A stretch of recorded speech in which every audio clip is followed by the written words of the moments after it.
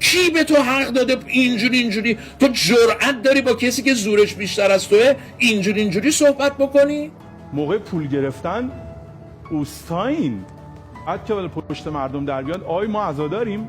خیلیاتون از همین صدا و سیما جمهوری اسلامی ایران معروف شدید، هیچ چی نبودی تو. صدا و سیما تو رو معروف کرد، حالا پاچه صدا و سیما رو میگیری؟ به تو نمیاد. لات کوچه خلوت بازی در نیارین.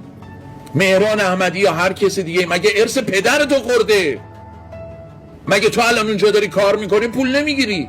با پول همین فلان شدید الان دارید جفتک میندازید و زهر مار. مگه قرار بود اگر هنرمندی بابت هنرش پول گرفته زبان هموطنش نباشه؟ اونایی که این کارو نمی کنن یه مشکلی دارن. شما به زور میخواید که این غم فراموش بشه. هر کسی هم حرف زد مزدوره. مهران احمدی مزدوره.